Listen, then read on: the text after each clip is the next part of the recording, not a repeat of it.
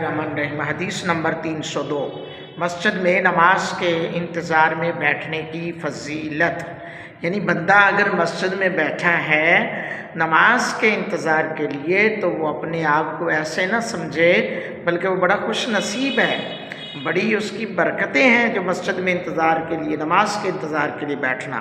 حضرت سیدنا ابو ہریرہ رضی اللہ تعالیٰ عنہ اس حدیث کے راوی ہیں، بیان کرتے ہیں نبی اکرم صلی اللہ علیہ وآلہ وصحبہ وسلم نے ارشاد فرمایا، جب کوئی شخص نماز کا انتظار کر رہا ہو تو وہ نماز کی حالت میں شمار ہوتا ہے اور فرشتے اس کے لیے دعائے رحمت کرتے ہیں۔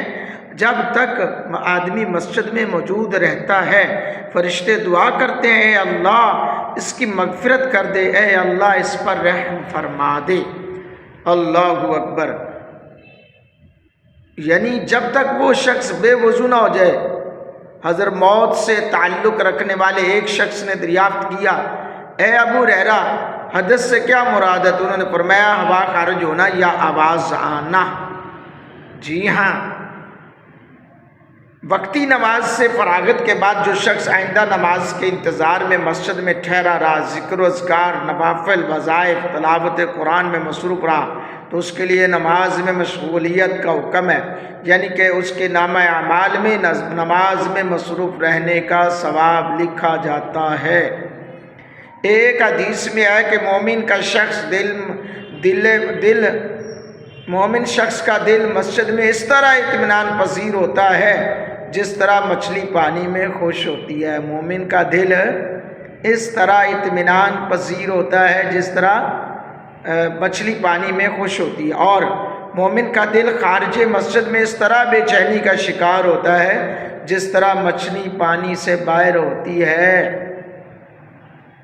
دوسری روایت میں ہے کہ اللہ تعالیٰ قیامت والے دن 7 آدمیوں کو اپنے سایہ رحمت میں جگہ دے گا، جس دن اس سایہ کے علاوہ کوئی سایہ نہیں ہوگا۔ ان 7 آدمیوں میں سے ایک شخص وہ ہے جو نماز فرض ادا کرنے کے بعد مسجد سے نکل گیا لیکن اس کا دل مسجد سے معلق رہا، یعنی وہ انتظار میں رہا کہ اب میں نے دوسری نماز پڑھنی ہے، اسی انتظار میں اگلی نماز کا وہ وقت کا انتظار کرتا رہا۔